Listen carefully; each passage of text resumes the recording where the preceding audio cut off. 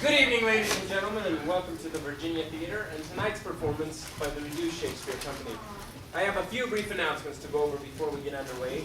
The use of flash photography in the recording of this show by any means, audio or video, is strictly prohibited. Also, please refrain from eating, drinking, or smoking anything during this performance. Toilets are located in the lobby for you, and if you'll take a moment now to locate the exits nearest your seats. If the theater should experience a sudden loss in pressure, oxygen masks will fall from the ceiling. Simply place the mask over your nose and mouth and continue to breathe normally. If you're here with a small child, put your own mask on first and let the little bugger fend for himself. Allow me to introduce myself.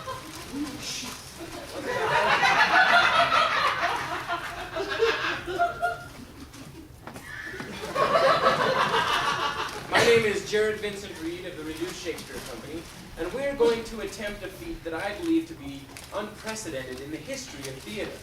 That is to capture in one theatrical experience the towering grandeur, the magic, the genius of the complete works of William Shakespeare. Now, we have a lot to get through tonight, so I'm going to bring up the second part of our company. He is Idaho's preeminent Shakespearean scholar. He graduated from ITech with a Certificate of Achievement. He read 2 books on William Shakespeare.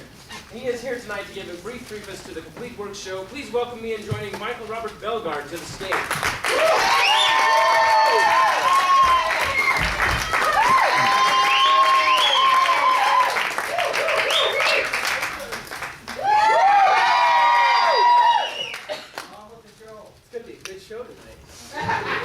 Good evening, ladies and gentlemen. William Shakespeare, huh?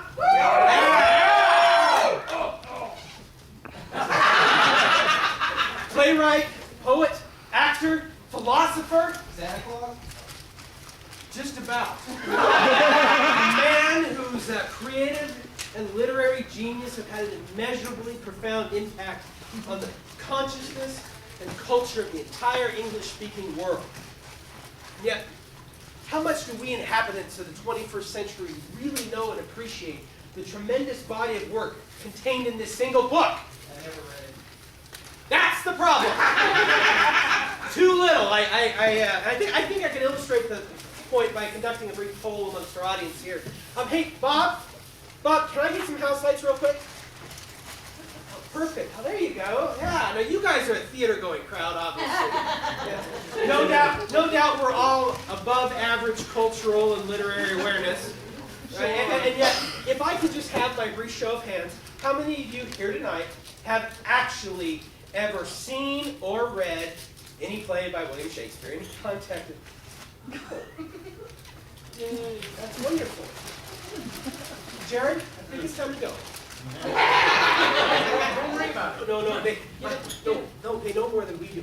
We need to go. They don't know Shakespeare from Shinola. Come on, look at the way they're dressed.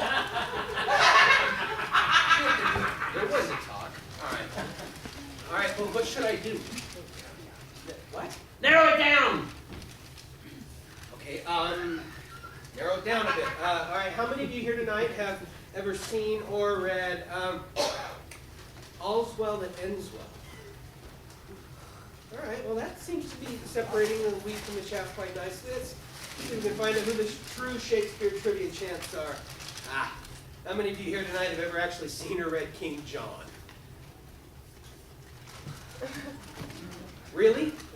Oh, come on, you guys. Really? King John? Okay, you still got your hand up.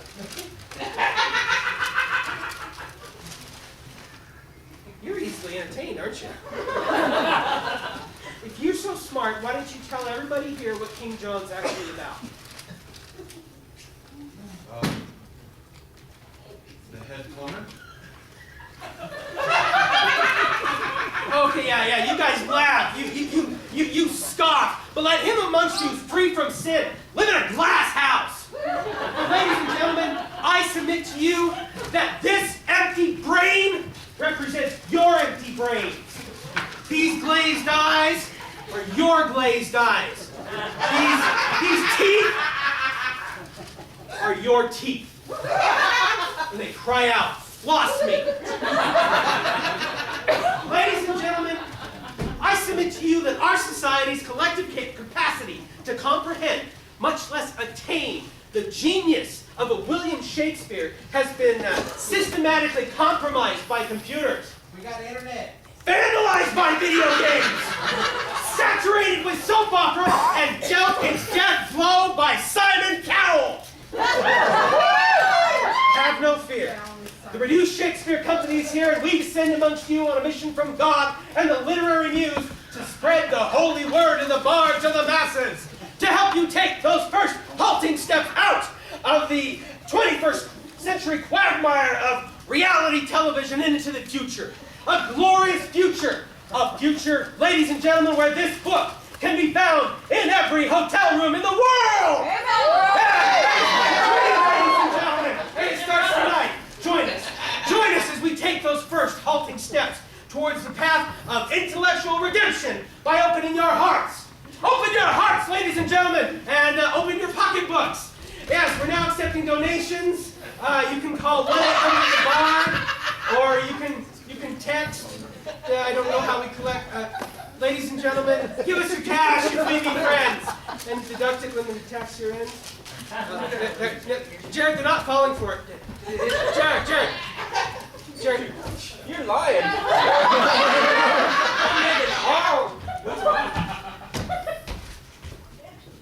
perfect. All right.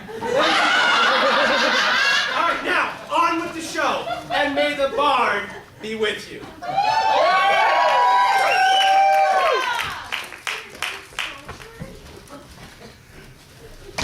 Now, any of you who own this book know that no collection would be complete without a brief biography of the life and times of William Shakespeare.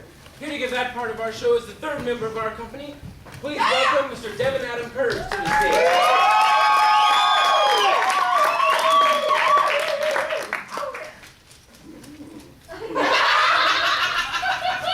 What are the cards for? It's the biography, William Shakespeare.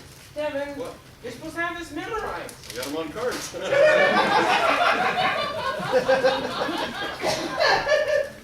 All right, folks, so like Jared was saying, I thought I should give you just some of the stuff that William Shakespeare did in his life, so you'd have some idea of what kind of a man he was, and give you a little bit of background before we start our show. So, no. William Shakespeare. Okay, so, William Shakespeare was born in 1564 in the town of Stratford-upon-Avon, Warwickshire. The third of 8 children, he was the son of locally prominent merchant John Shakespeare and Mary Arden, daughter of a Roman Catholic member of the landed gentry. In 1582, he married Anne Hathaway, a farmer's daughter. He is supposed to have left Stratford after he was caught poaching in the deer park of the local justice of the peace. Shakespeare arrived in London in 1588. By 1592, he had achieved success as an actor and a playwright. After 1608, his dramatic production lessened, and it seemed that he spent more time in Stratford. There he dictated to his secretary, Rudolph Hess, the work Mein Kampf, in which he set forth the program.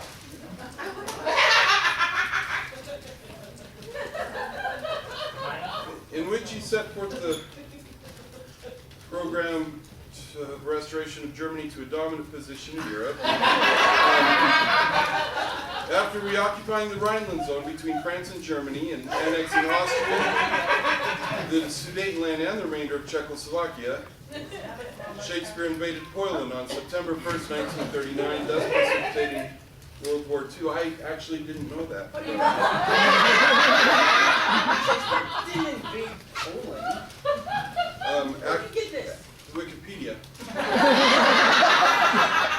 Anyway, Shakespeare remained in Berlin when the Russians entered the city and committed suicide with his mistress Ava Brown. Oh, he lies buried at the church at Stratford. Thank you very much.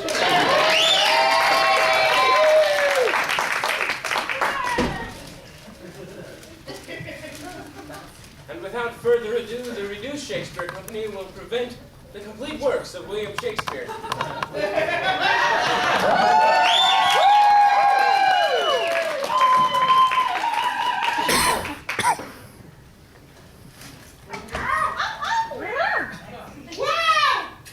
Wow, you're white.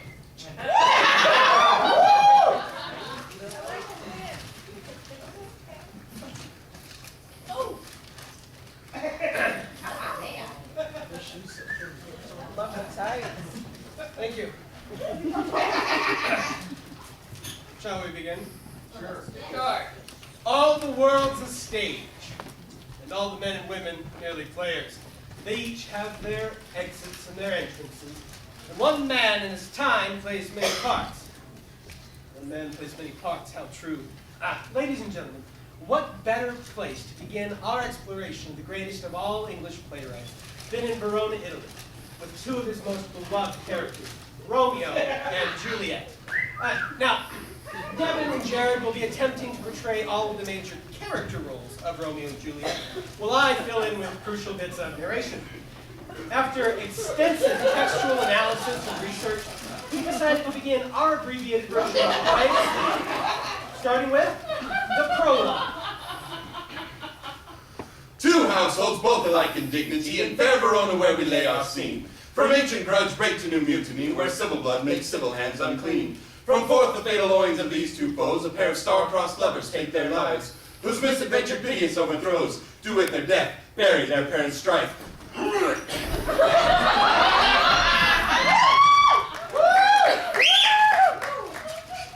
wasn't that. Now, Act 1, Scene 1. In the street meet two men, tall and handsome. One is the other Samson, their hatred fueled by an ancient feud. One serves Capulet, the other Montague. Oh, hello, dog, and his name was Mr. Jiggs. Well, she's still on Venture Pattern. Oh, it's it. Oh, it's him. Hate his family, hate his dog, hate them all. Do you bite your thumb at me, sir? No, sir, I do but bite my thumb. Do you bite your thumb at me, sir? No, I do not bite my thumb at you, but I do bite my thumb. Do you quarrel, sir? Quarrel, sir? No, sir. Oh, well, if you do, I am for you. I serve as good a man as you. No better. Yes, better. You lie!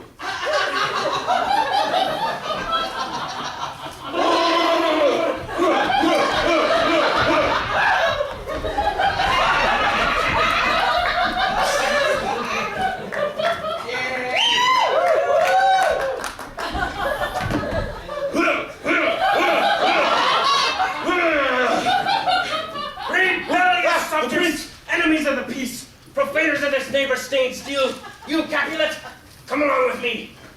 And Romeo, come here this afternoon to know your father pleasure in this case.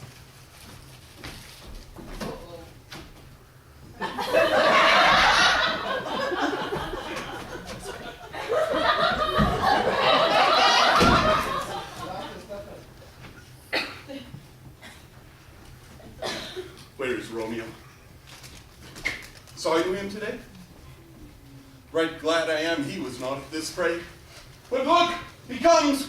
Romeo, he cried, I'll know his grievance or be much denied. Good morrow, cuz. Is the day so young? But noon struck 9. Alas, me sad hours seem long. What sadness lengthens Romeo's hours? And not having that which having makes them short. In love, Out of love. Oh, out for favor where I am in love. Alas, that love so gentle in his views should be so rapid, tyrannous, and proof. Alas, that love whose views muffled steel should without eyes see pathways to his will.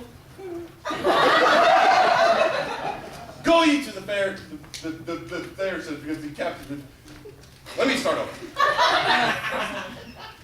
Go ye to the feast of Capulets. There sups the fair Rosaline, whom thou so lovest, with all the fair mariners of Verona. Go thither and compare her face to some that I shall show, and I shall make thee think thy swan a crow. Oh, I'll go along. No such sight to be shown, but to rejoice in splendor of my own. And so much for scenes 1 and 2.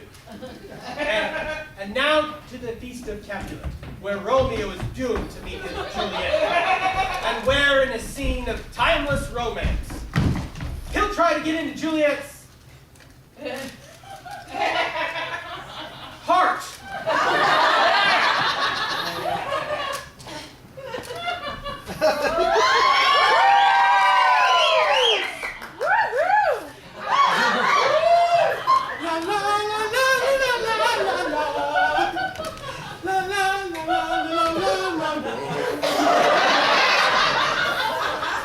Oh, she doth teach the torches to burn bright. Did my heart love till now forswear its sight. For ne'er I saw true beauty till this night. Ah, if I profane it with unworthiest hands this holy shrine, the gentle vine is this. My lips, two blushing pilgrims ready stand to smooth that rough touch with a tender kiss. Good pilgrim, you do wrong your hands too much, which mannerly devotion shows in this. The saints of hands and pilgrims' hands you touch and palm to palm is holy palmer's kiss. Why, do not saints have lips and holy palmers too? Aye, pilgrim, lips that they must use in prayer. Then, dear saint, let lips do what hands do. Do not grant though for prayer's sake. Well then, move not for my prayers set to take. But from my lips the sin that they have took. Ooh, sin from my lips. Trespass sweetly urged. Give me thy sin again.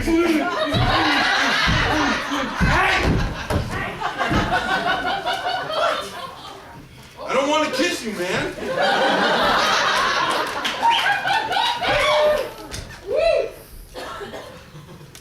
It's in the script.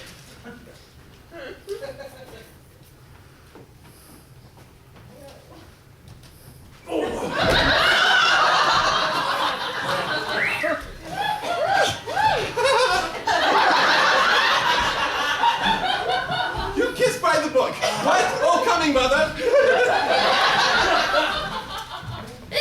Is she a Capulet? Is she a Capulet? I so I fear the more is my unrest. What are you doing? The balcony scene.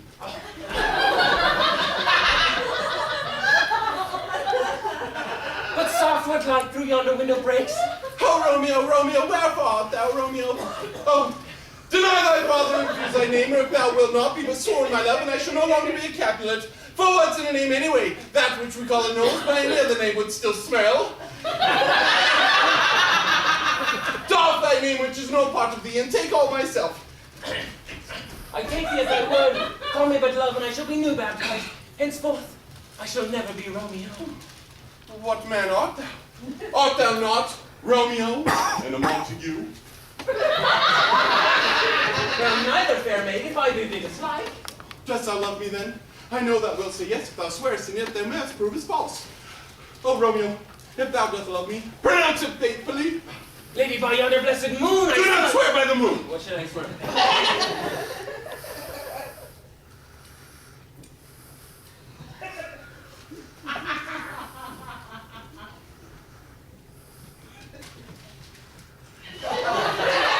Yeah, swear by her right there. Lady, by yonder blessed virgin, I swear!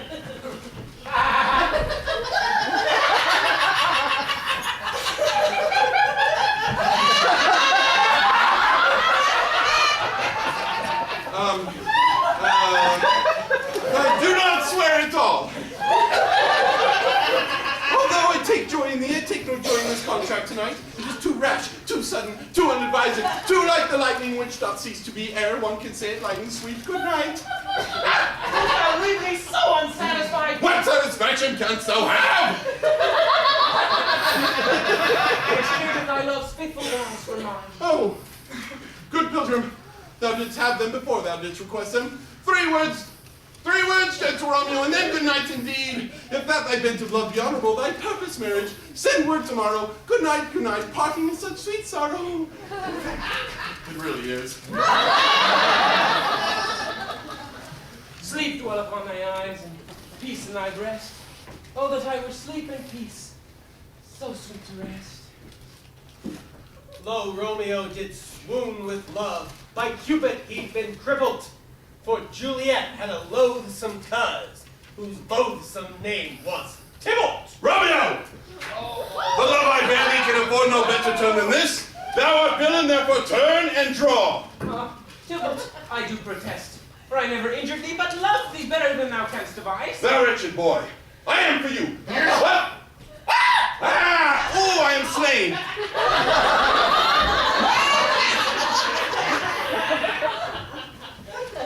What do I do now, Mike? I'm an idiot, kind of skipped half the play. Okay,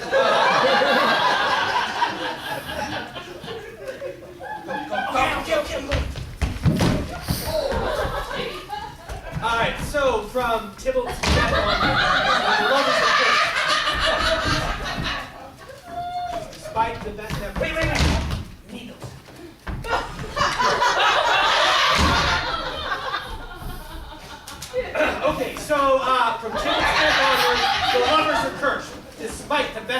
of friar and nurse. The fates pursue them. They can't seem to duck it.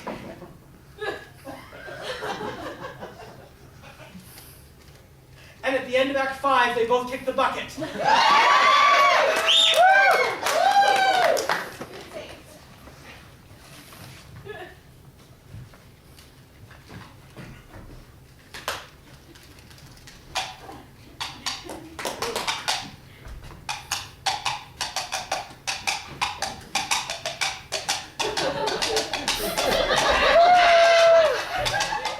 Gallop apace, you fiery-footed steed! Whoa! Whoa! Wow!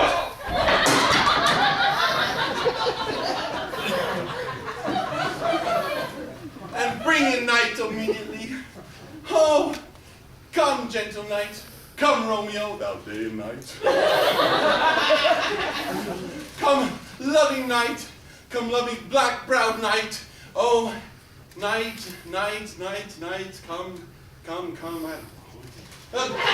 Bring me my Romeo immediately. Oh, now nurse, what news? Alack the day, he's gone, he's killed, he's dead. Can heaven be so envious? Oh, Romeo, Romeo, who would have ever thought it Romeo? What devil art thou to torment me thus? Hath Romeo slain himself? I saw it. I saw it with mine own eyes. God save them all. Here in his manly breast.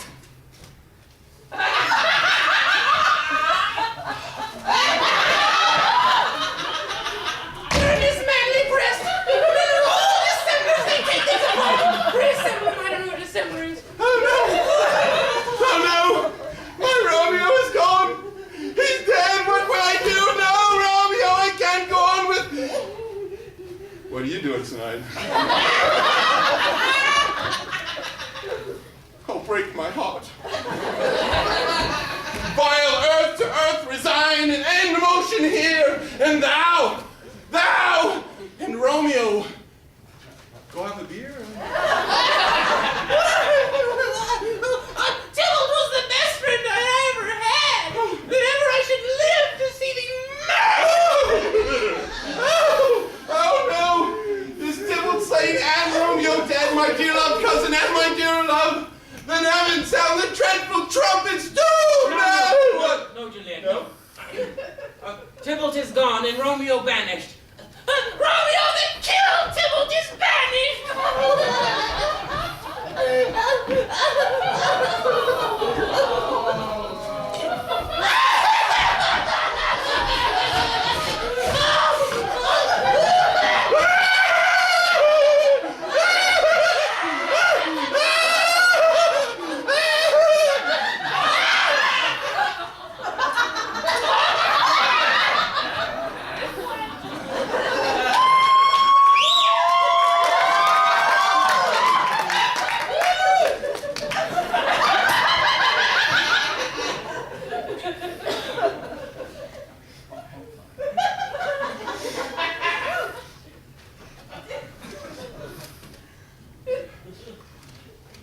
Tybalt is dead who would have slain my husband. That's good, isn't it? Yes. Yeah. And Romeo is alive whom Tybalt would have killed. That's good, isn't it? Yeah. Then why do I feel like poop? Oh, Friar Lawrence! Romeo is banished and Tybalt is slain! Ah, Juliet, I know thy grief. Take this vial, and this distilled liquor drink thou of, and presently through thy veins shall run a cold and drowsy humor. Oh, I feel a cold and drowsy humor running through my veins. Yes, I told you so.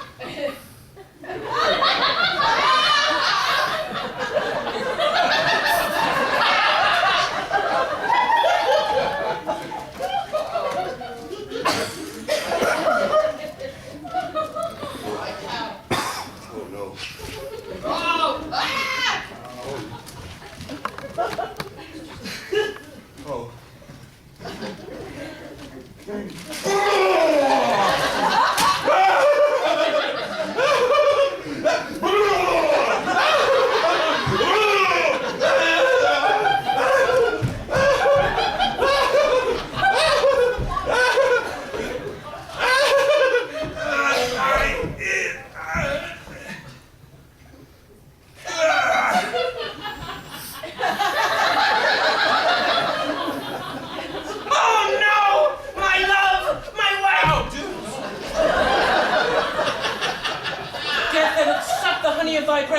yet have no power on thy beauty.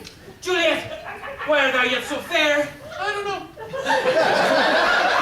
Shall I believe that unsubstantial death is amorous to keep thee in the dark its paramour?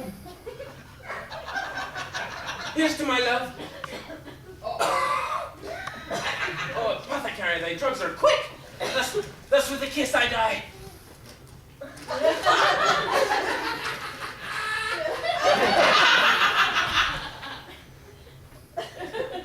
Thus with a kiss I die. Oh.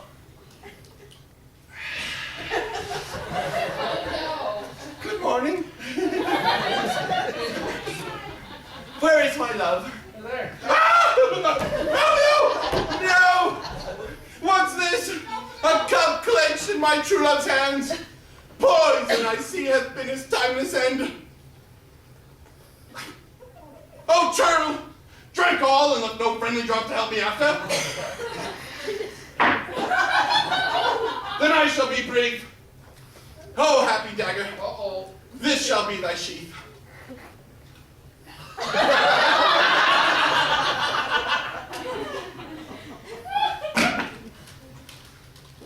Oh, happy dagger, this shall be thy sheath.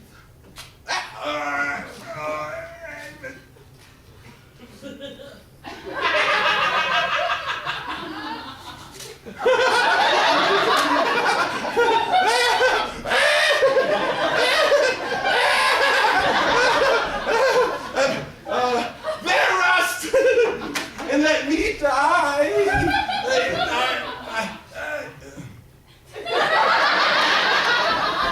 The end. Epilogue. Blooming peace this morning if it brings. The sun for sorrow will not show its head. Go forth and have more talk of these sad things. For some shall be pardoned and others punished. For never was there a tale of more woe than this of Juliet and her.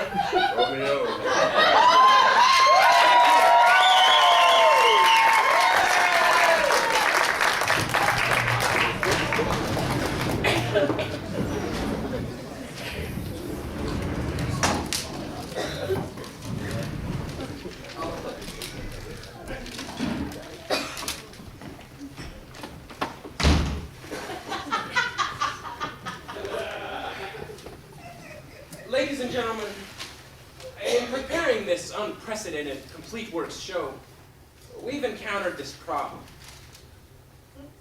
How to make these 400-year-old plays accessible to a modern audience. Now, one popular trend is to take Shakespeare's plays and transpose them into modern settings. We have seen evidence of this with Shakespeare's plays set in such unusual locations as Nazi concentration camps, the lunar landing, and Atomic City, Idaho.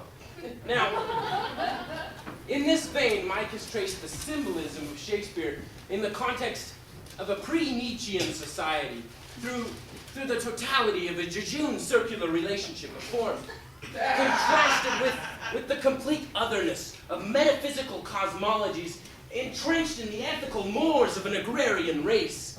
Now, we present to you Shakespeare's first tragedy, Titus Andronicus, as a cooking show.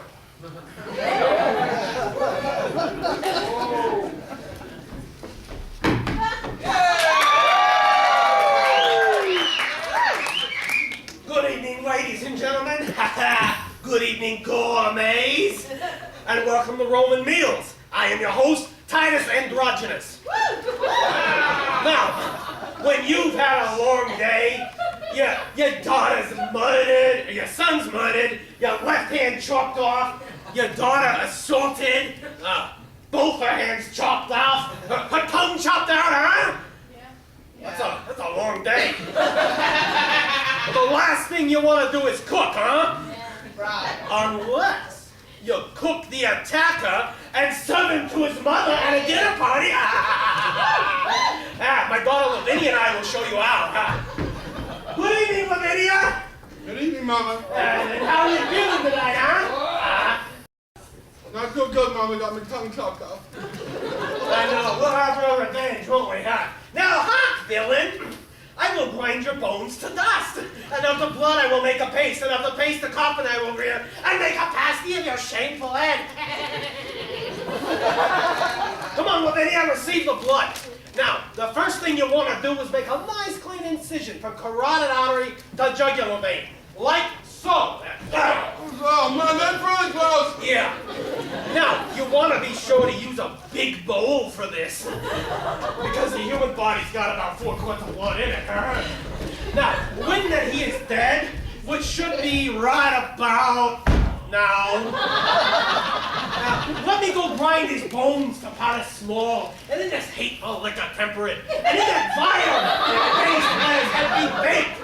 At about 350 degrees, huh? And 30 minutes later, you're gonna have the loveliest human head pie, fit to serve a king, huh? With lady fingers for dessert. Now, who will be the first to try this delicious, tasty treat, huh? Welcome, gracious lord. Welcome, dread queen, huh? Would please you eat, would please you feed, huh? Oh, come on! It's finger licking good!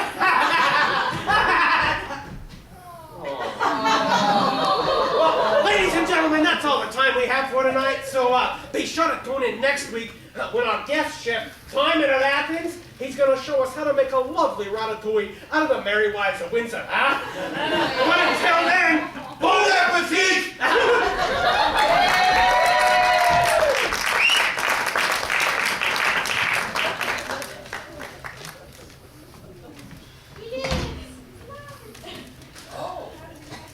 Well, I hope no one was too offended by Titus Andronicus. It seems as a young writer, Shakespeare went through a bit of a blood and guts period.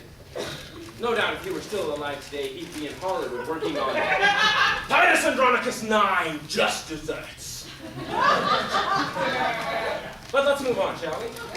And explore the genius more evident in the more mature plays that Shakespeare wrote, as we present the dark and brooding tragedy Othello, the Moor of Venice.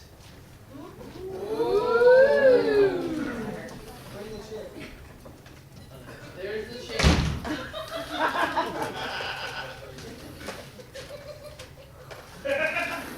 Speak of me as I am. Let nothing extenuate. Of one who loved not wisely, but too well. For never was there a story of more woe than this, of Othello and his Desdemona. Ah! Oh!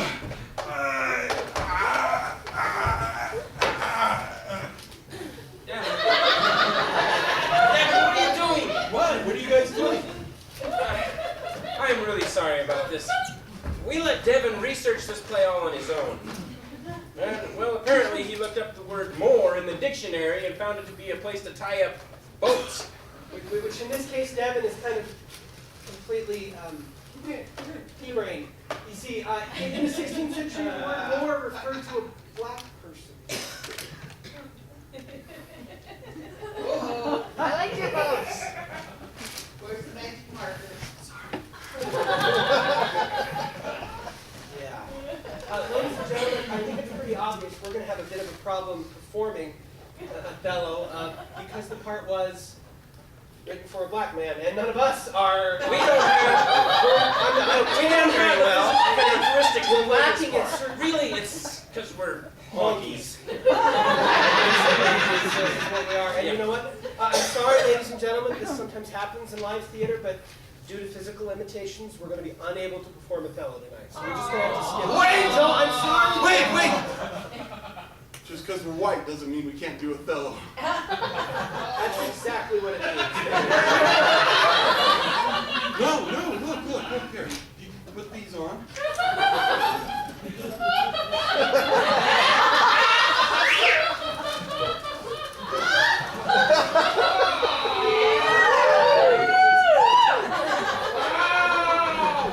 Wait. No, okay.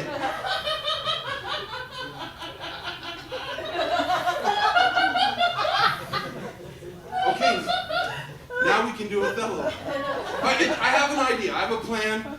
All you guys have to do is join in when you feel comfortable. Okay. Comfortable, Devin? Yeah.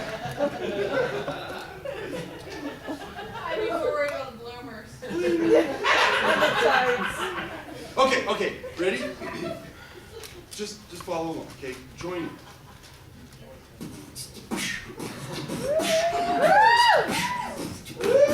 Here's a little story about a brother named Othello. He liked white women and he liked green jello. Keep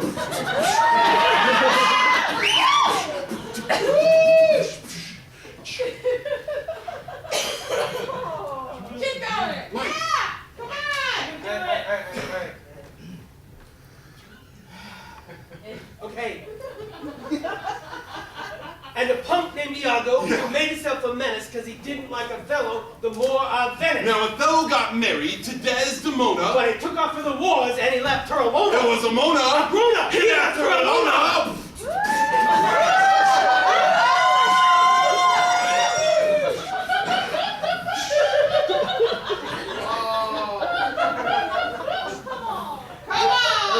Were we not fly enough? I thought we were plenty fly. Jared, put your bling on. Come on, Jared.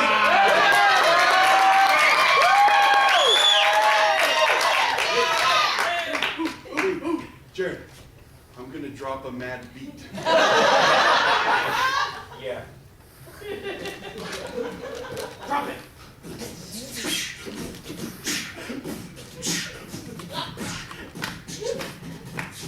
And he didn't write a letter and he didn't telephone. Yeah! Desdemona, she was faithful. She was chastity tight. She was the daughter of a duke. Yeah, she was totally white. But Iago had a plan that was clever and sly. He was cruel. He was slick. He was not a nice guy. He said, I'm gonna shaft them all. How you gonna do it? Tell us! Well, I know it's kind of balls and he's too darn jealous. Need a dupe, I need a dope, I need a kind of a schmo. We find a chump sucker by the name of Cassio. And he plants on him Desdemona's handkerchief. And Othello gets a wonder, just maybe if. Well, he's been out fighting. Commanding an army.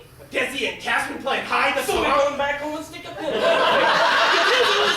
His manners disgrace. But there's a minute at the door. We met in Act 4. She said, you big dumbit. She wasn't no whore. She was pure. She was clean. She was virginal too. So why'd you have to go and make her face turn blue? It's true. It's you. Now what you gonna do when Othello say? Yo, this is getting pretty scary. So he pulls out his blade, committed Harry Care. Now Iago got caught, but he probably copped the plea. Loaded up his And bags. he moved to Beverly Hills, that is.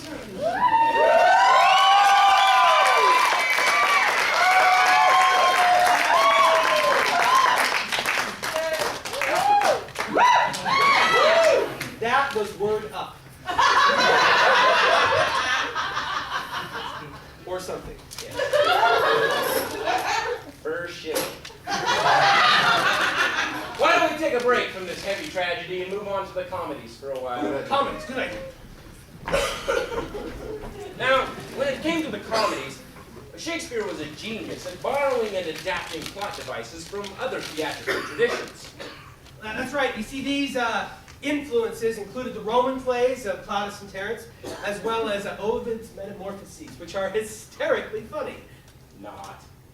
Yeah, as well as the rich Italian tradition of Commedia dell'arte. What Mike's trying to tell you folks is that Shakespeare stole everything he ever wrote. No. Stole is pretty harsh, but distilled, perhaps. Okay. Then Shakespeare distilled the 3 or 4 funniest gimmicks of his time and milked them into 16 plays. You see, Shakespeare was a bit of a formula writer. When he found a formula that worked, he used it. Over and over and over again. So the question we have, Mr. Shakespeare, is this. Why did you write 16 comedies when you could have written just one? Now, in answer to this question, we've taken the liberty of condensing all 16 of Shakespeare's comedies into one play, which we have entitled The Comedy of Two Well-Measured Gentlemen Lost in the Merry Wives of Venice on a Midsummer's Twelfth Night in Winter. Or Cymbeline taming Pericles, the merchant in the Tempest of Love, as much as you like it for nothing. Or The Love Boat Goes to Verona.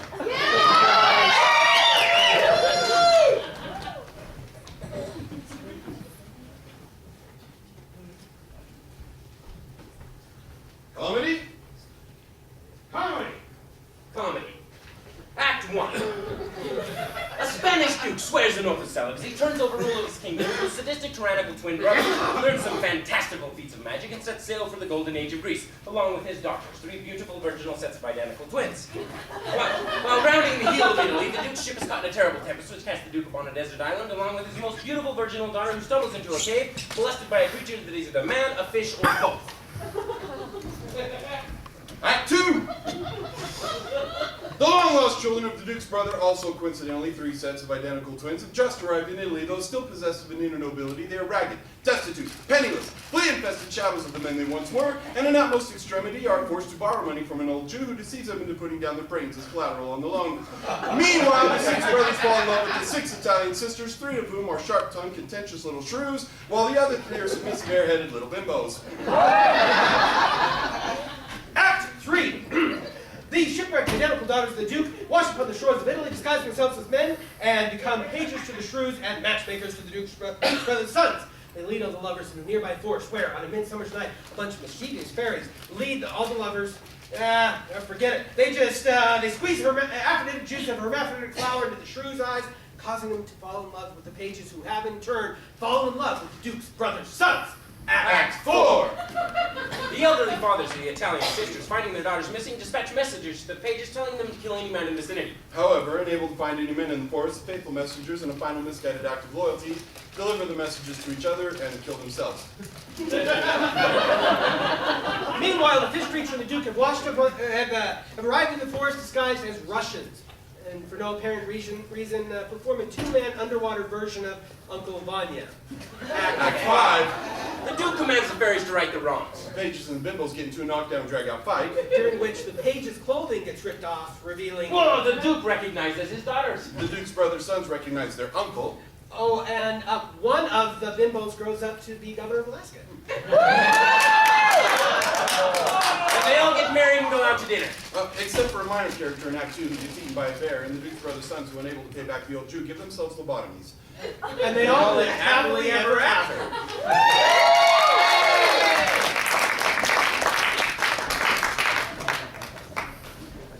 Well, now. Folks, that was the comedies. 16 plays in, 4 minutes? We're not doing too bad. We'll probably let you out of here early tonight, which is good, because it's going to get really cold and I'm wet. So!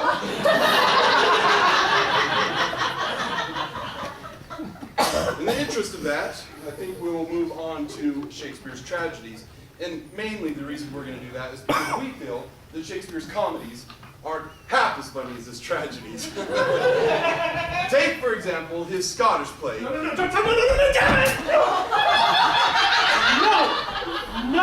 You're not supposed to talk about that in the theater. Unless you're performing it.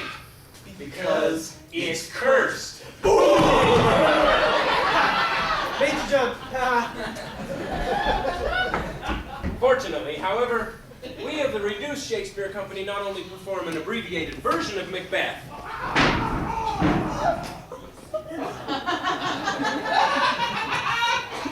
he's good. But through endless research, we're able to do so in perfect Scottish accents!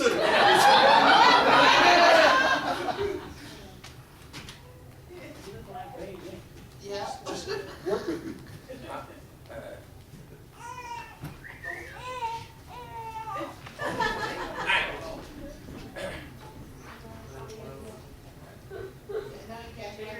Devin, where'd you put the ball? Left.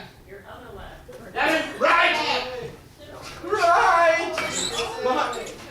Now you kicked it I heard it. Down. Straight Forward. Water. There you are.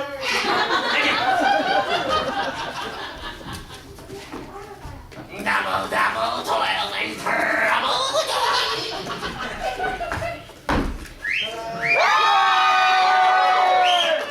Stay ye in that perfect speaker!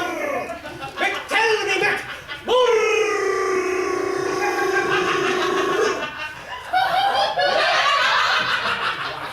Macbeth! Look at Macbeth! Macbeth! Macbeth! Oi! What? Oh. Macbeth! Beware, Macduff! No man born of woman can harm Macbeth. He'll burn him would come to Dunsinane, don't you know? Ah, that's dead great! Then they want me need be fear me, kind of duff.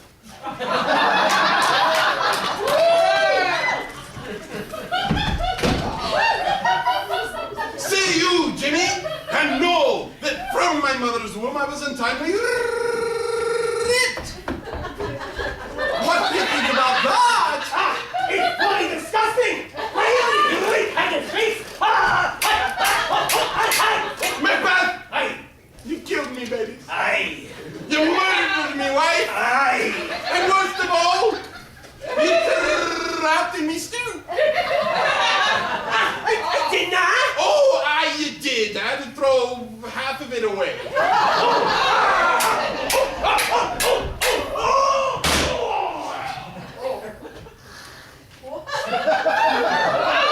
Behold, where lies the cursed usurper's head. Wow. Macbeth, your arse is out in the windy.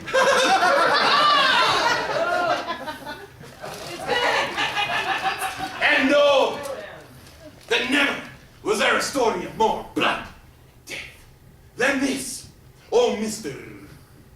and Mrs. Macbeth. Thank you.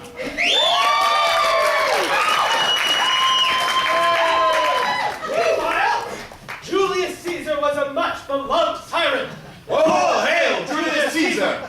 Hail, citizens! who was warned by a soothsayer. Beware the Ides of March. Ah, what the hell are the Ides of March? The 15th of March. Ah, why, that's today. Oh! Hail to Brute! Friends, Romans, countrymen, lend me your rears. Ears, for I come to bury Caesar. So let's bury him and get on with my plate. Anthony And Cleopatra! This isn't a spicy before me. Psst. Ah! Devin! Devin, stop! Devin! Stop! Devin, What? you have this bizarre notion that all of Shakespeare's tragic heroines wear ugly wigs and vomit on people before they die! They do. You do! Devin, get a clue, man. I mean, Anthony Cleopatra's not some rejected Pepto-Bismol commercial. It's a romantic thriller. Geopolitical power struggle between Egypt and Rome, you moron.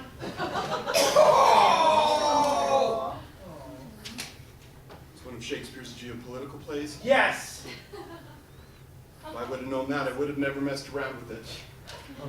I mean, Shakespeare's geopolitical stuff is some of my favorite stuff.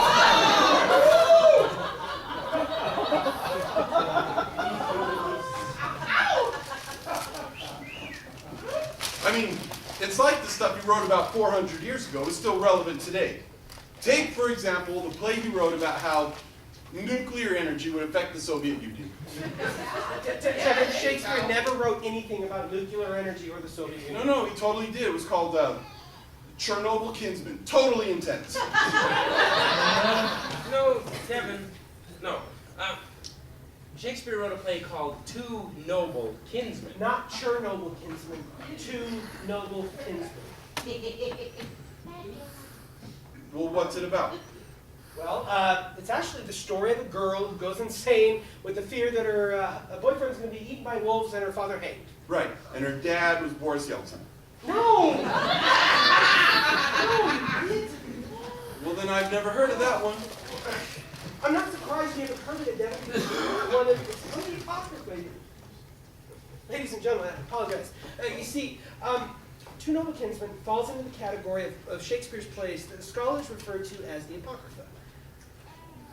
Okay, well, all right, maybe you guys refer to them as the obscure plays. Some people call them the lesser plays. All right, you guys probably just call them the bad plays. But not all of the Apocrypha are completely crap. I mean, one of them, Troilus and Cressida, hardly crap at all. I've actually written about Troilus and Cressida in my soon-to-be-released book, about William Shakespeare called I Love My Willie. And, you know what? I think now I would like to show you. It's my book. I Love My Willie, see? All right.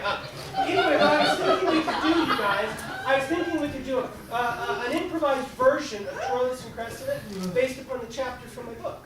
That's a great idea. We can do an interpretive dance performance art version. Oh, I love performance art. It's so pretentious.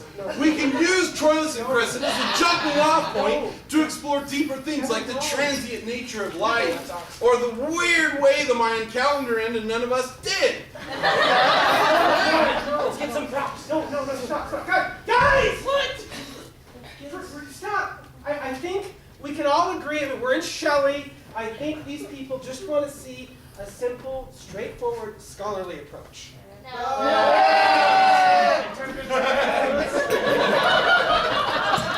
Why? Troilus and Cressida. Let's see. Troilus, youngest son of Priam. Troilus and Cressida was written in 1604 and appears in the first folio. It was published in Quarto, and this version we're going to perform today is 66 lines shorter than the second Quarto edition in 1645, in which appears the famous Troilus. Thank you very much. Hey, guys! Hey! Oh my God! Jared! You can't dance like that here. This isn't first. I mean, my book has nothing to do with Swan Lake or the amazing talking chimp. Okay? No, guys, stop. Ladies and gentlemen. No. My book is a very serious study about the possibility that some of Shakespeare's plays, don't mind him, some of Shakespeare's plays could have been written by Elvis Presley. See, there was this alien invasion. They took Elvis back to Shakespeare, and he's like, "Hey, Shakespeare, how you doing?" And Shakespeare's like, "I'm trying to write Romeo and Juliet. I don't know. Should they die? Should they not?" And Elvis is like, "Oh, wait a second. What?"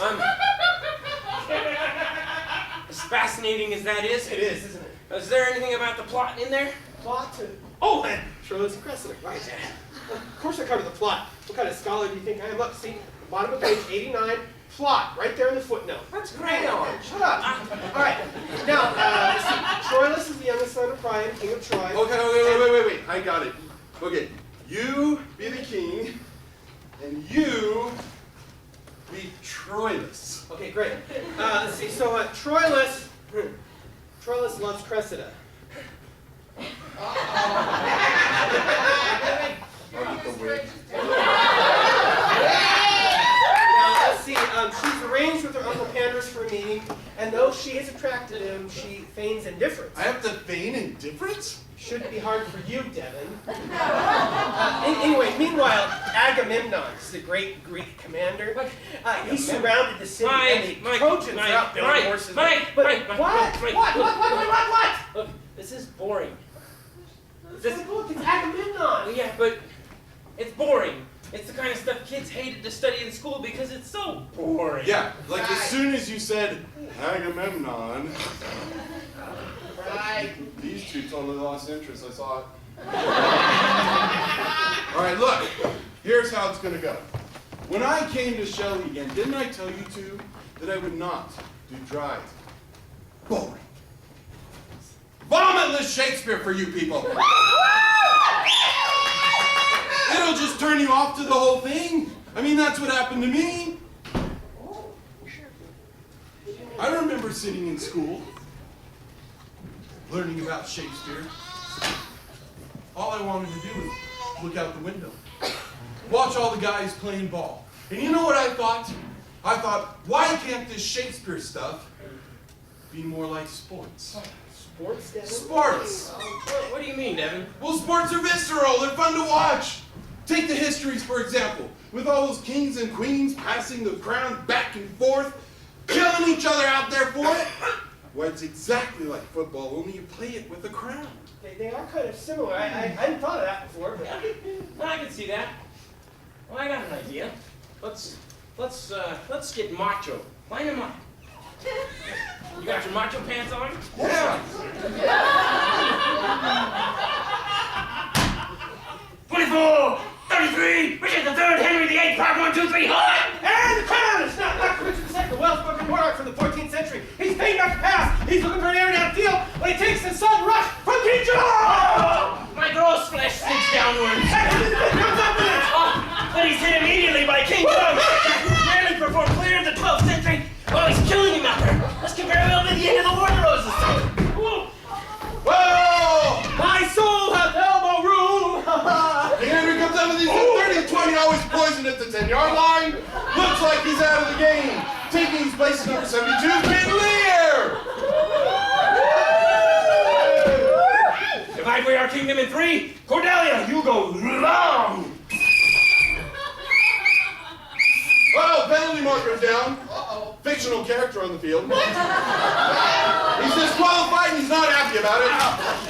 Taking the place of that father's left team Prince Albert King ever. Centers up to the quarterback gets to the hunchback. Looks like his lip is getting into trouble. A horse! A horse, my kingdom for a horse! There's a pile on the field. Fumble! Oh! Henry the 5th comes up with it. Oh! He's at the 30, the 20, the 15. He stops at the 5 to stop off his wife's head. Oh! Touchdown for the Red Rose!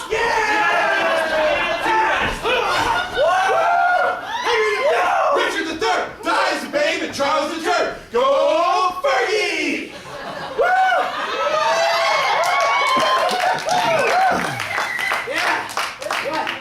Fergie? Fergie!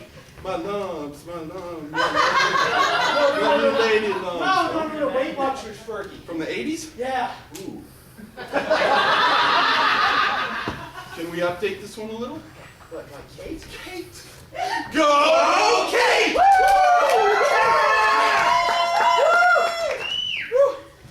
Devin, where are you going? Bob, I need some lights. Nobody give him any candy. Devin! Devin, what are you doing? Wait. Just work with me. What are you doing? What are you doing? I think we can let you all go early. No, I think we did all the plays. Really? That Really? Yes! that was fast. Well, we just did all the histories at once. Right. And we did the comedies in one. Well, Yes. that just leads to tragedies. Tragedies. And we did Titus and Andronicus with all the blood. All right, Romeo and Juliet we did. Right. Julius Caesar, Troilus and Cressida. Right. Yeah. Macbeth we did with the accents. Right, thank you. This is Yeah, the football oh, game. I got thrown out. Timon of Athens. I you mentioned that. mentioned Yeah. it. What about? Anthony Cleopatra. Yeah, I totally puked on that guy back there. That's right. Othello. Oh, we wrapped. We wrapped it. Oh, Coriolanus. We didn't do that one. Coriolanus. Coriolanus. All right. Oh, wait, guys. What? I don't want to do that one. Wait. Why not? Devin? What? Devin, what's wrong with Coriolanus? Energy. Let's go. It's the anus part. I think it's offensive. Fine. We'll skip the anus play. Thank you. That's all of them then, right? What? Hamlet! I'm not hungry, thank you. All right, guys, right there. Hamlet. They're not right. Hamlet was a Mel Gibson. Ladies and gentlemen, Hamlet. You guys are in for a real treat. I don't know how we forget this one. Hamlet is the greatest play ever written in the English language. A play of such philosophical, Mike. poetic. What? What?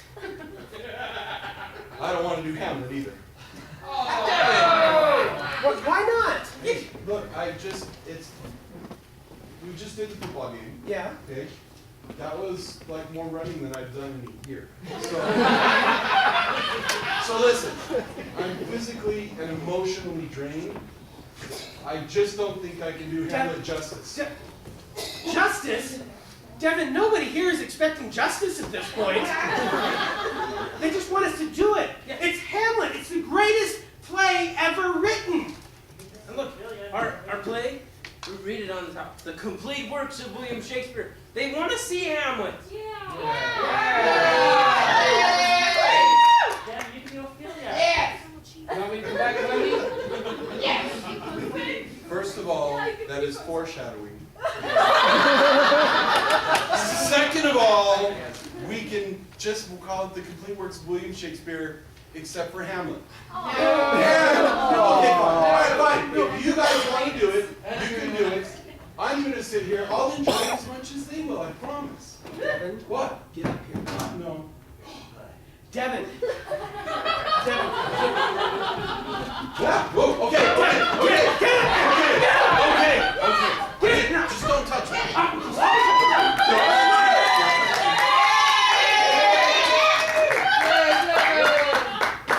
Act 1, Scene 1. Bernardo and Horatio, right? What about Rosencrantz and Guildenstern? They're dead. Pick up your own. Devin, where are you going? Stop! Devin, what are you Don't come doing? down No. I swear I will kill this one. You know what? I don't care. We got plenty of other redheads here.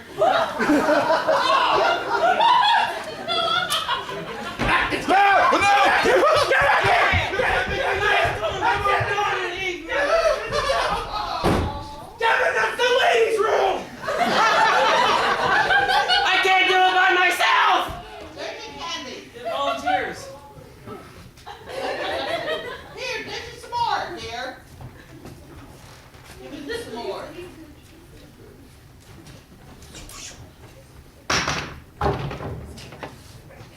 Bob.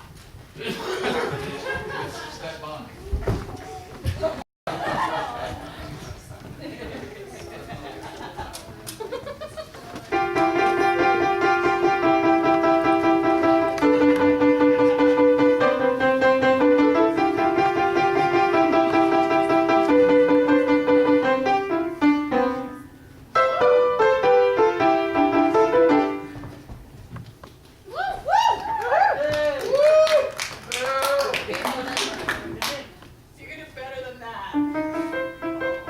There you go.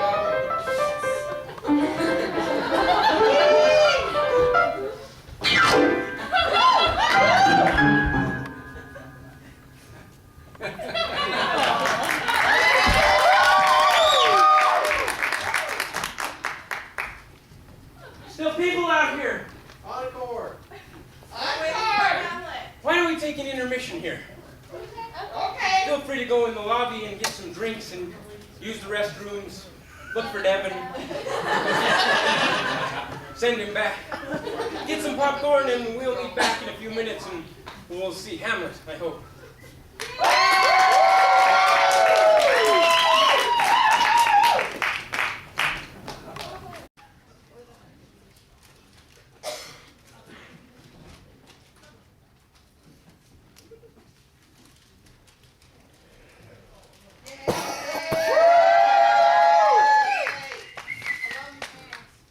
Where are they? Hi. How was your intermission? Good. How was yours? What did you do for intermission?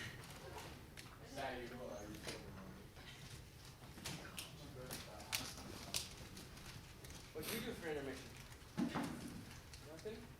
Did anybody go to the ladies' room? I did. Was Devin in there? No. Check the bedroom.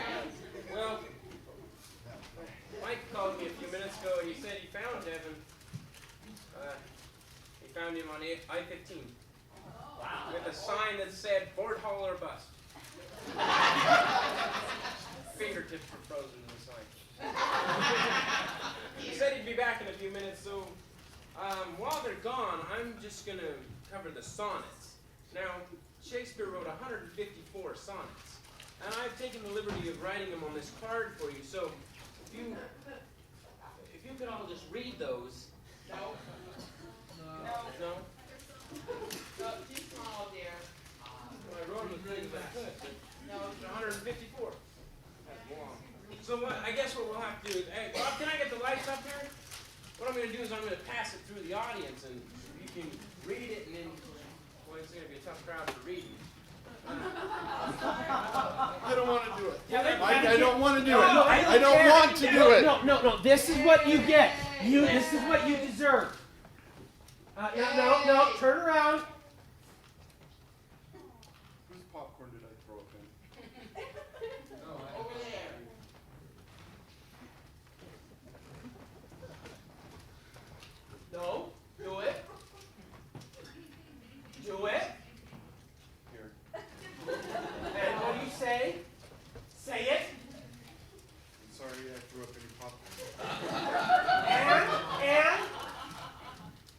do it again.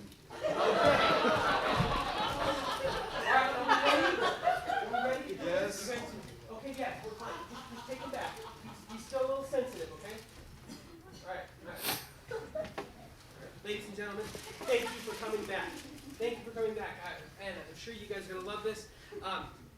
Actually, Bob, we need some mood lighting up here. There we go. Yeah. Perfect. Thank you very much. Sets the mood perfectly for the greatest play ever written in the English language. Hamlet, the tragedy of the Prince of Denmark. The place? Denmark. Scotland. Madagascar. Denmark. the time, long time ago. The battlements of Elsinore Castle. Round about midnight, 2 guards enter. Devin, get out there! I don't want to. Devin, You can't make Devin. me go. Oh, jeez, no, please.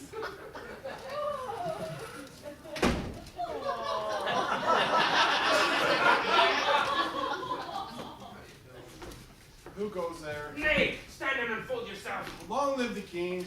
Oh, Bernardo. He. Get thee to bed, Horatio. For this relief, much thanks. Peace break off the water comes. Who would be spoke to? By heaven, what art thou? I charge thee, speak! He's gone. 'Twas about to speak before the cock crew. Break we are, watch out. And by my advice, let us impart what we have seen tonight unto Hamlet, Prince of Denmark. Wow.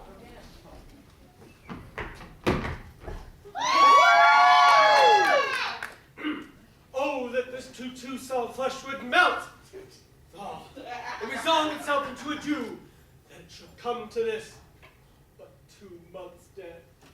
So loving to my mother. Frailty, thy name is woman! You right there. He's a woman? We're married to my uncle, my father's brother.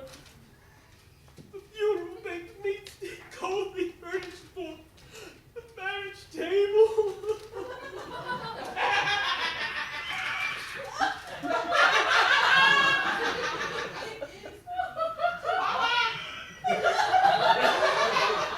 My lord!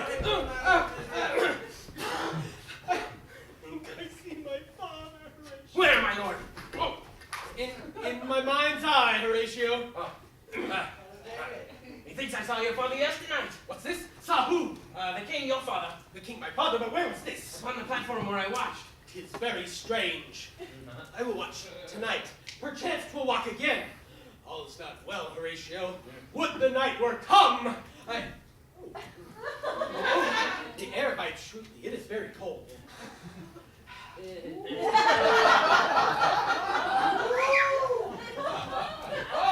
Look where it comes, my lord.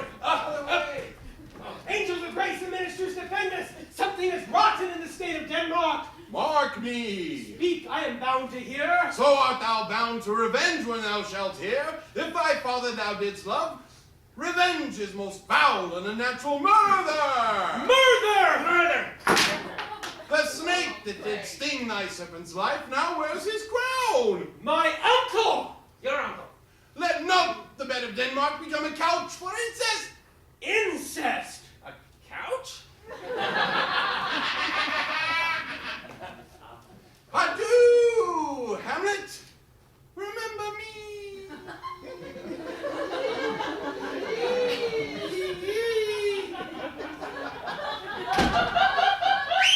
My lord, this is strange. There are more places on earth, Horatio, that are dreamt of in your philosophy. So piss off! I hereafter shall think meet to put an antic disposition on. Oh, the time is at a joint. Cursed spite that ever I was born to exit right! No, left. Right!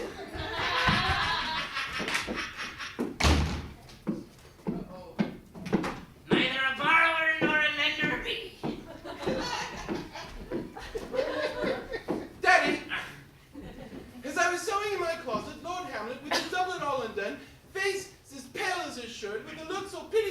Lord as if he'd been loose from hell, came before me. Mad for thy love? I know not. But this is the very ecstasy of love. I have found the cause of Hamlet's lunacy. Though brevity is the very soul of wit, I shall be brief. He is mad. Oh, look you where the poor wretch comes reading. Oh, away I beseech you again. How does my good lord, Hamlet? Well, God have mercy, well! Do you know me, my lord? Excellent, well, you are a fishmonger. What do you read, my lord? Words, words, words.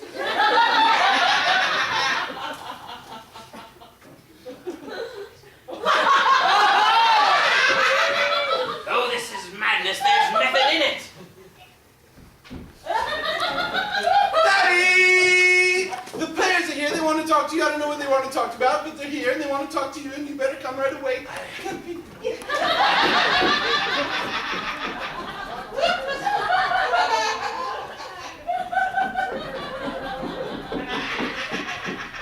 I am mad north-northwest, ha-ha! When the wind is southerly, I know a hawk from a handsaw.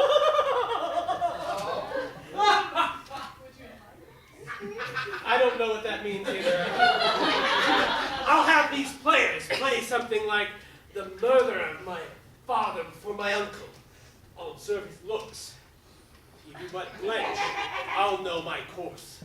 The play's the thing, wherein I'll catch the conscience of the king to...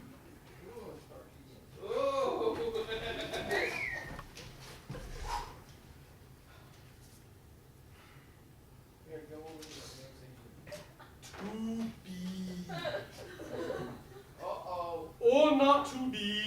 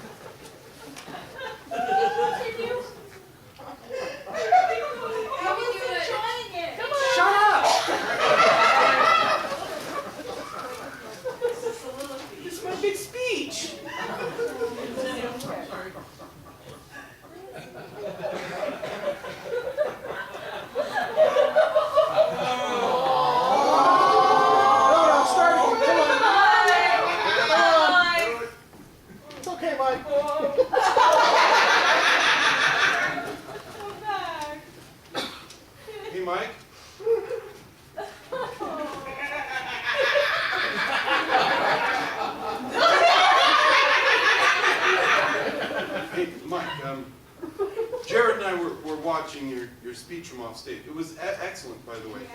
It was good, right?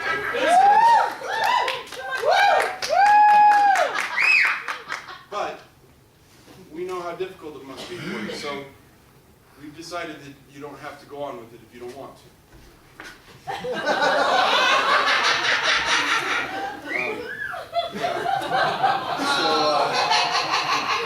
Okay, Jared. I got my hood already. But I gotta talk to your people. Take over just for a second.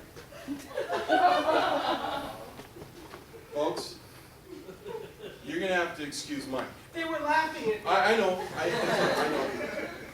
This is It's a tragedy. I'm trying to tell him. It's okay.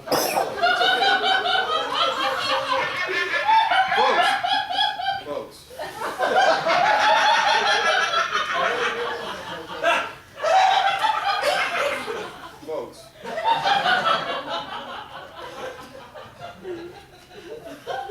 This is a very heavy, emotional speech.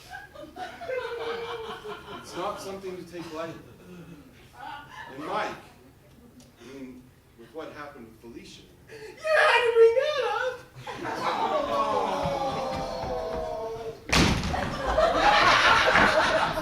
Yes. Felicia was his favorite character in Spaceballs. Anyway, folks, we're gonna have to skip this part of the play. I mean, it's not like you're missing anything. This is the speech where Hamlet is supposed to be thinking about killing his uncle. Instead, he's thinking about killing himself. It just weakens the character. So we're going to skip this part of the play, move on to another part of the play. You really won't be missing anything else. Should we go to the play within a play scene? That's a good All one. right. Wait, Devin. There's one other big speech of Hamlet's I don't think we can cut out. Oh, the what a piece of work is man speech. Yeah, that one. Mike? Mike?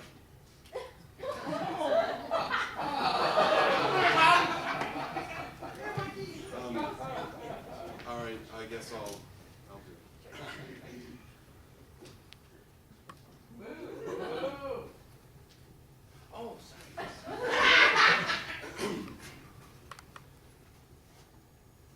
I have of late, wherefore I know not, lost all my mirth. Forgone all custom of exercise, and indeed it goes so heavy with my disposition, that this goodly frame, the earth, seems to me a sterile promontory. That this most excellent canopy, the air, look you, this majestic roof fretted with golden fire, why it appears to me nothing more than a foul and pestilent congregation of vapors. What a piece of work is man, how noble in reason, how infinite in faculty, in form and moving, how express and admirable, in apprehension, how like an angel, in action, how like a god. The beauty of the world, the paragon of animals, and yet to me, what is this quintessence of dust? Man delights not to me.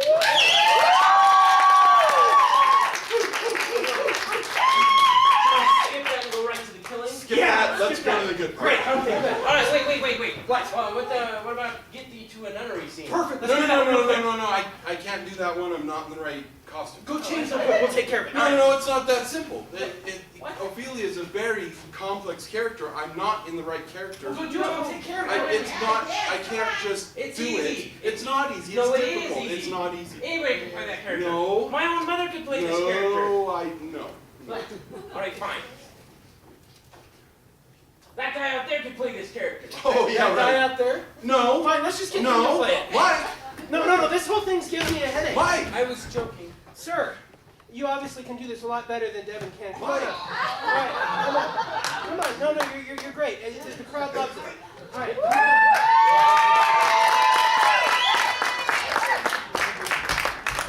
I really appreciate it. Mike, what were you doing? We needed somebody to play Ophelia. We've got the perfect person. Hey, I didn't make you do your speech. You're just going to bring some bozo on stage to be Ophelia? Hey, look. Don't call this person a bozo. They're a volunteer. Oh, you practically had to shoehorn him out of his chair. That's He was being volunteer. humble, all right? Now, look, what's your name?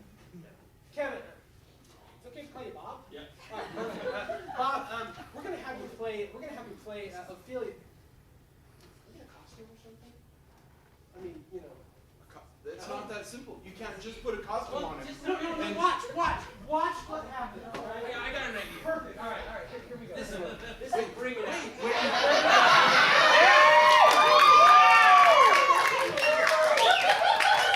Bob, you're looking back. All right, now, you see, in this scene, Hamlet and Ophelia, they kind of have this on-again, off-again relationship, but right now, with what's been going on with He's Hamlet. Right. With what's been going on with his father, and his uncle, and his mother. Yeah, he's being a jerk. He That's doesn't what's have happening. time for a relationship, all right? So Hamlet yells, "Get thee to a nunnery," all right? But all Ophelia has to do in our version of this scene is she has to scream. Can you handle that? I mean, a real gut-wrenching scream. Ready? I'll give you the cue line, and then you scream. Yeah, good luck. You got it? No, right there. You're perfect, right there. Get thee to a nunnery!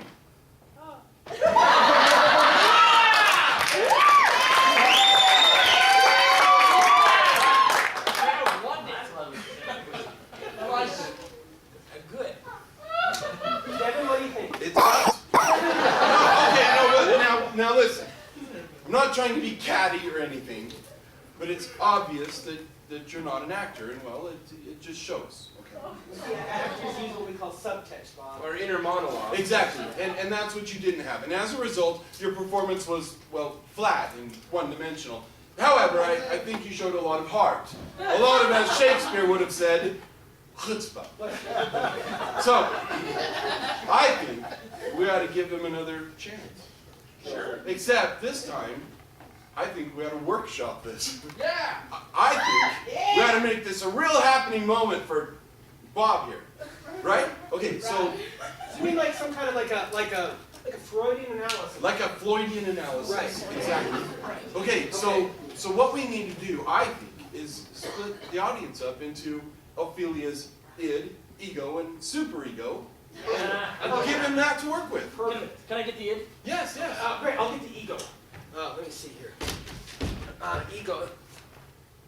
You look like the perfect ego. Thank you for volunteering. Come on up. Everybody get up and Ryan, all right, perfect. Do you mind if we call you Bob? Sure. Just make it easier for us. Let's move you over here a little bit. You're going to be playing Ophelia's ego, all right? Right. And right now, at this point in the play, Ophelia's ego is kind of confused. Well, it's an ego on the run, is what it is. Right, and so what we're going to have you do to symbolize that running is we're actually going to have you run back and forth across the stage. All right? Do you think you can do that? You think you can help build that energy for Bob over here? Sure. All right, well, let's do a test run real quick, okay? You ready? Cross and back, right. As egotistically as you can. Okay, all right. Ready, mark, get set, go! Go! Perfect, all right. All right. Now, the id. Let's see. I think we'll use these two rows right here. Okay? Now, Ophelia's id is wishy-washy. It's a wash in a sea of alternatives. So, what I'm going to have you do is, you're going to put your arms in the air, and you're going to wave them back and forth, kind of undulate, and say, maybe, maybe not, maybe, maybe not, maybe, maybe not, maybe. All right, stop. That's terrible. All right, you know what? Actually, that was a bad one, except for you. What was your problem? No. Everyone else is like, okay, yeah, it's kind of groovy, and you're just like, I hope nobody's looking at me. but you know what that means, don't you, Bob? It means you get to do it all by yourself. Wait.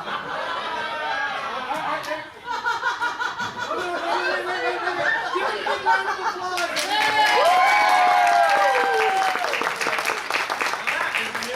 That is a new one. I've never seen that one before. I think he took me literally. I think you can do it from back there.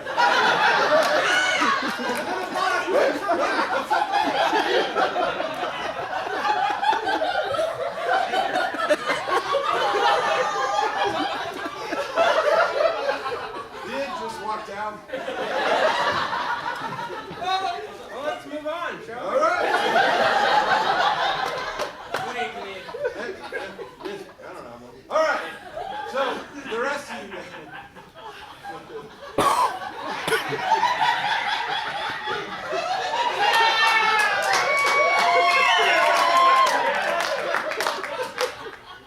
I'm well, thank you. You know, I know what it feels like to have a little laugh here. I'm gonna go console him. All right? I've been in his shoes. So you take over out here. I'll be right back. Thank you. Okay. Now this is Definitely. anyway. So folks, we're gonna split the rest of you up into Ophelia's superego. Now the superego is that part of your psyche that just really doesn't make any sense. It's the things that you do over and over and over again without even realizing it, without knowing that most of it just isn't all there, right? It's kind of like being a Democrat. So, what we're going to do here is we're going to split you up into 3 groups, okay? And what I would like to do is I would like to do this a little backwards tonight. All right, now get in there, come on, no, get in there. Get in there. All right. Is that No, I consoling? don't want to fight. You'll probably kick my butt. All right, no, it's okay. Trust me. No one's going to laugh at you anymore. All right, listen to this. Everybody give him a big round of applause. Thanks for coming back, Bob. We really miss you. Now, folks, we're going to start over here tonight. I need from, let's see, 2 seats over, straight up here, and all of you guys, you're going to be section A this evening. That's the Canadian section. This is A. Yeah, A. I like it. All right, section A, right? Okay, now from this, right here, these 2 seats over, clear over to say 2 seats from here, all of you people are section B. All right, okay. Now, and from these 2 seats over and these 2 rows, and you guys don't leave, you're going to be section C. D.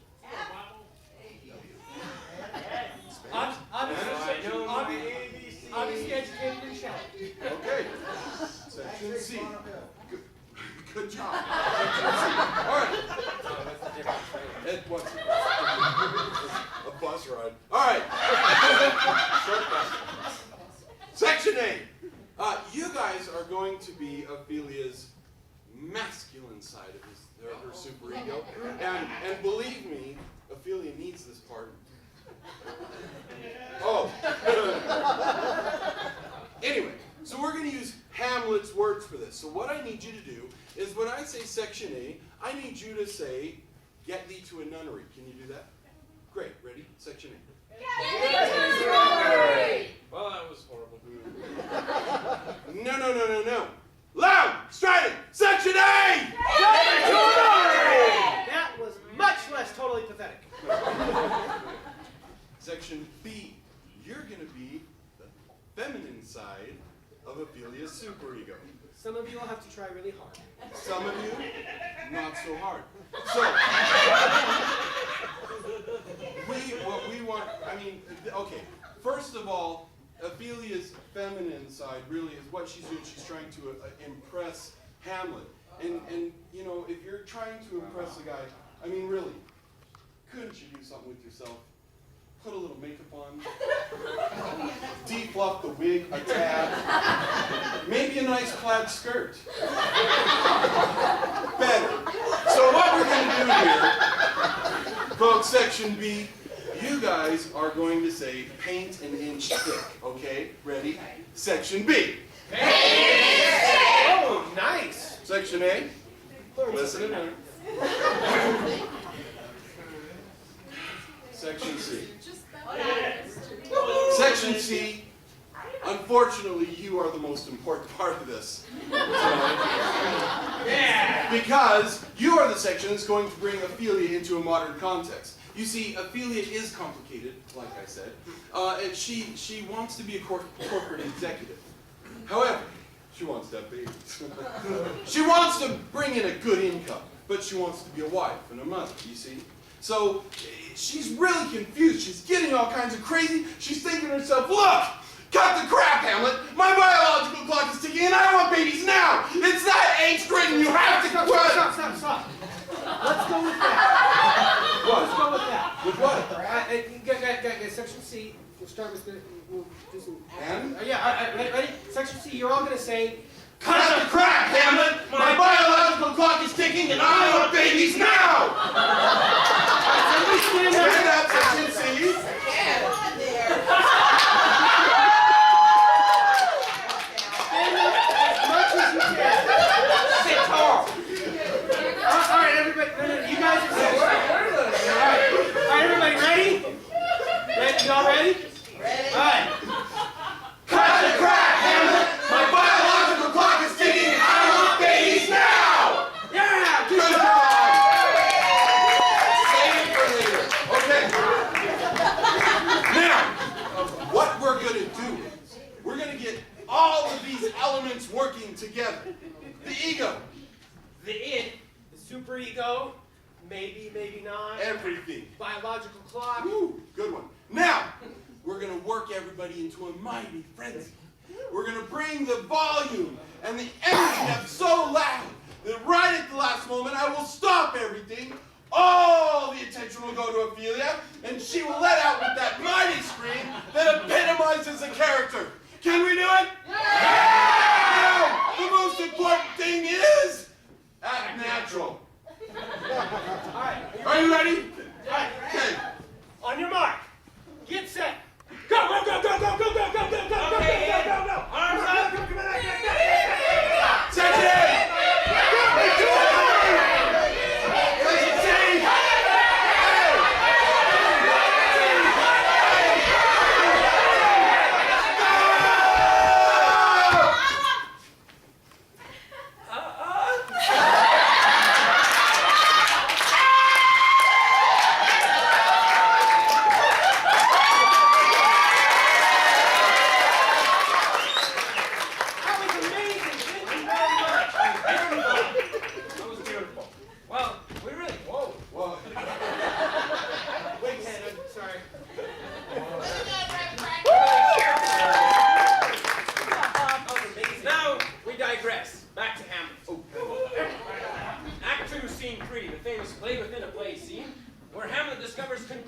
evidence that his uncle murdered his father.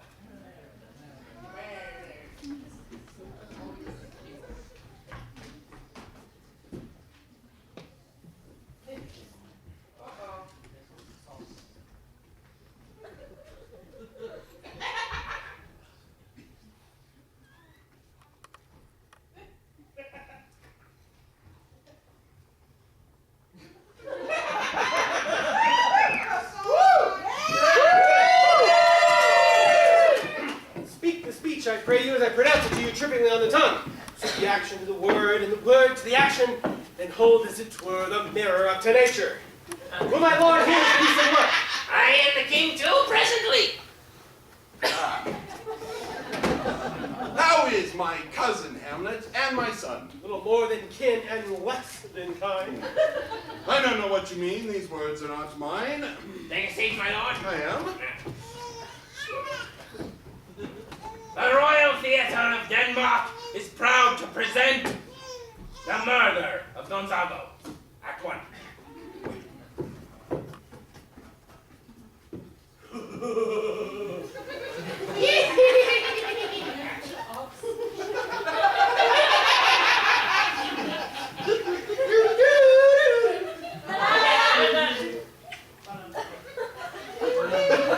Phenomena.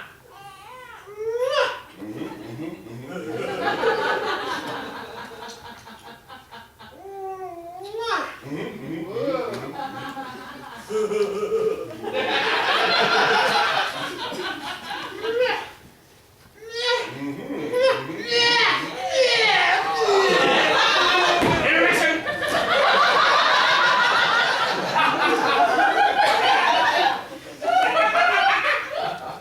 How likes my lord the play? Methinks the lady doth protest too much. Get it? They don't get it. My lord, Act 2. Gesundheit.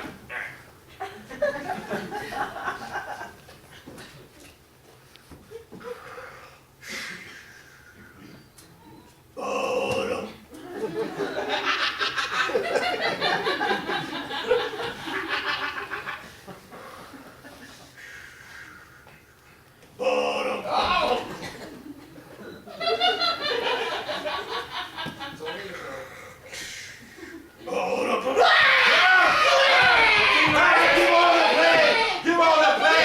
Lights, lights away! I'll take the ghost word for 1,000 pounds. My lord, the queen would speak to you in her closet. Then I shall come to my mother. Behind the arras I'll convey myself to hear the process.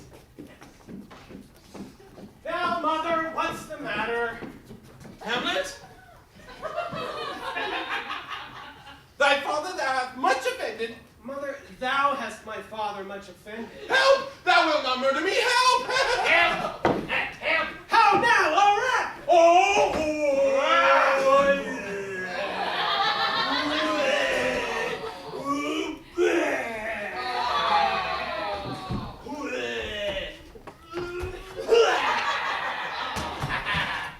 Dead for a ducat, dead!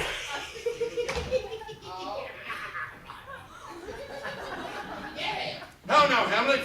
Where is Polonius? At supper. At supper, where?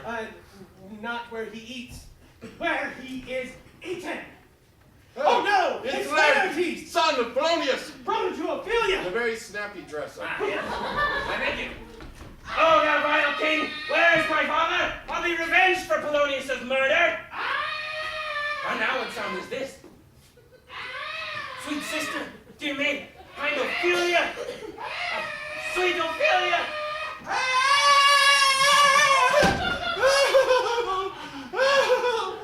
They were in bare-faced on the bier with a hey-nonny-nonny, hey-nonny-nonny. And in his grave reigned many a tear with a hey-nonny-nonny and a ha-cha-cha. Oh, I would have given him violets, but they all withered when my father died.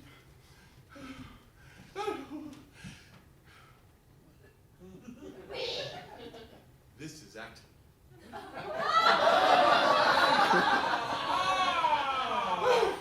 Oh no! Oh no!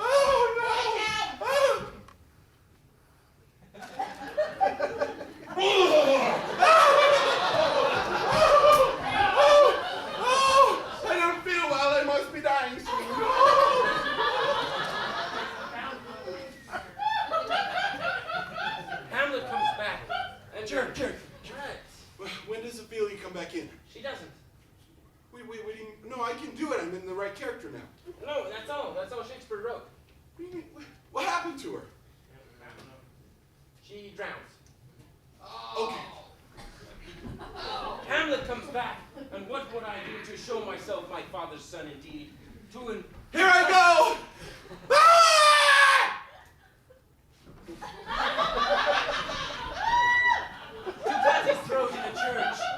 I, to that end, I'll anoint my sword with an unction so mortal that no cataplasm could save the thing from this compulsion. What?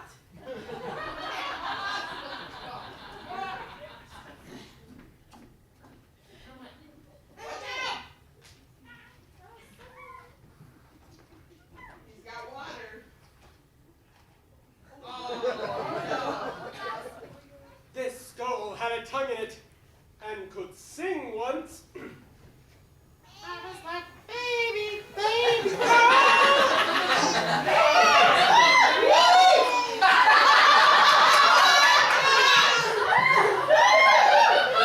Alas! Poor Yorick! I knew him! But soft, here comes the queen! Couch me a while and mark! Hey, Bob! Lay her in the earth, and from her pure and unpolluted flesh may the violets spring. Sweets to the sweet. Hold off the earth a while till I take her in my arms once more. Oh, who's this? Whose grief bears such an emphasis? It is I, Hamlet the Great Dane! Ha! Devil, take thy soul! Laertes! Hamlet! No, I will gentlemen! fight him until my eyelids no longer wag! The cat will mew! The dog will have his day! Come, give us some foil! Yes, one for me. Here! Now be careful, they're sharp. No,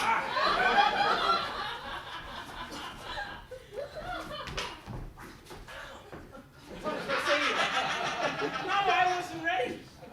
Judgment? A hit, a very palpable hit. What are you wearing?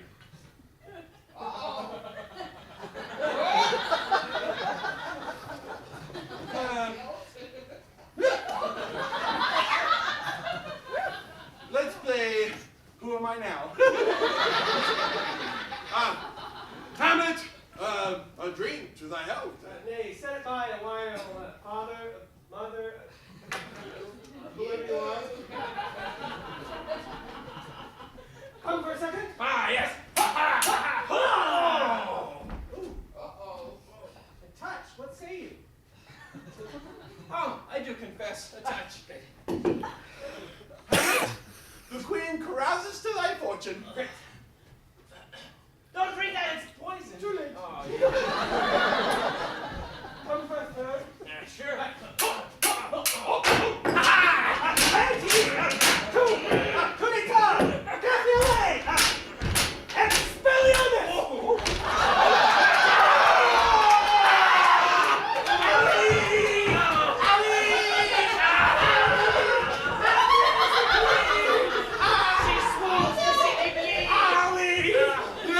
No, it is the cup. I am poisoned. Cup poison too? Ability treachery! Seek it out! So, here it is, my lord. I can't no more. The king is to blame. Oh, the point in venom too? Yeah. Then venom do thy work! Come thou murderous, incestuous, cross-dressing Dane! Follow my mother! My lord, I am justly killed by my own treachery. Heaven make me free of it! You, pale and tremble at this chance, are but mutes and audience to this act. Yes, I. If ever thou didst hope in thy heart, absent thee from felicity, and in this harsh world draw thy breath in pain. Die. And stop laughing, because this is a death scene, okay? The rest is silence.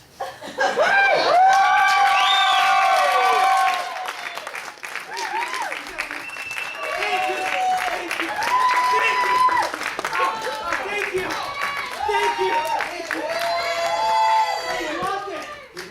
That's awesome. Folks, Thank you. that was the complete works of William Shakespeare. However, We have a little more time. Do it? Yes. So we're going to do it again. Very, very quickly. Fast. Super Yes. fast. Hamlet! Where have you been for the last hour, man? Hamlet. However, I see that there are some children in the audience. We want to stress this point. Kids, Yeah, get rid of that.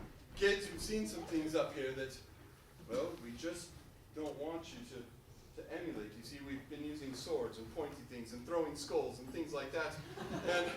And, well, please, don't try any of these things at home. Go to a friend's house first. Okay.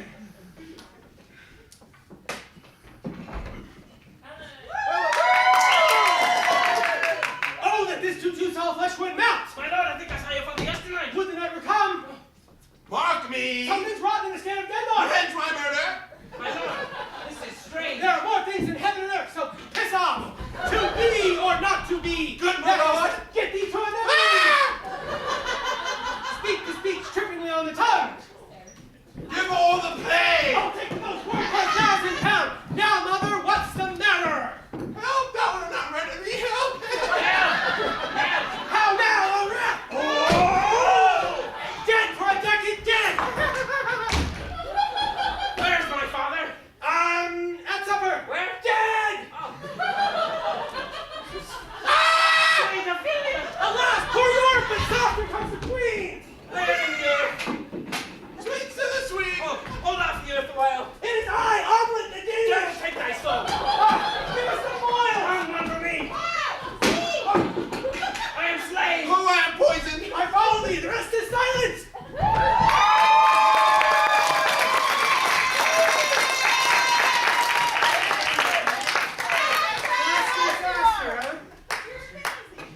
Is that all you guys like in Shirley? Just We love it condense fast. Hamlet down to 3 seconds? 2 seconds. Okay. Where's York? York, here, Mike, come here.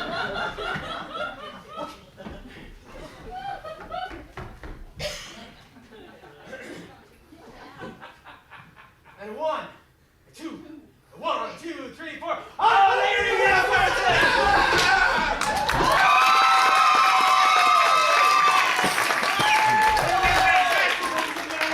We have a new surprise for you. We're gonna do it backwards.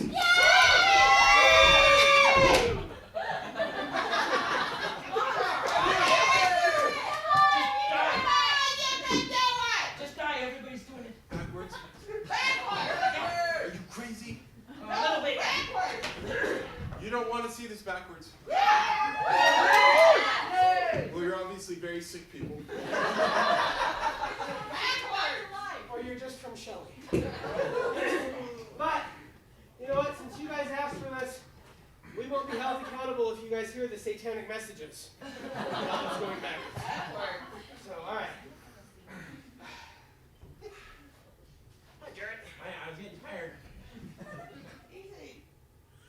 Oh, the silence is rusty, thee follow I! Come to Pirates of Penzance here all next month. Slain in my Earth the offload. Sweets, not too sweet. Earth the inner lay. Queen that comes here, you're poor lass! Ophelia, sweet. Father might as well. Dead, A4 ducat, dead! Help! Help! Help! Do not know what do not hear. Certainly it. Tell me untrippingly, speak the speech. Clemery, A to thee get, Lord my God. to be not, or being two. Horatio, earth and heaven, things and more are there. Strangers as Lord mine. Ooh! Denmark and Spain, here, mountain is something.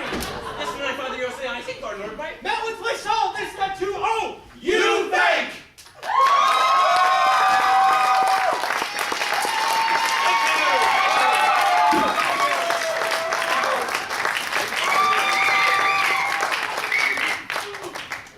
Thank you. and now in Swedish. Yes.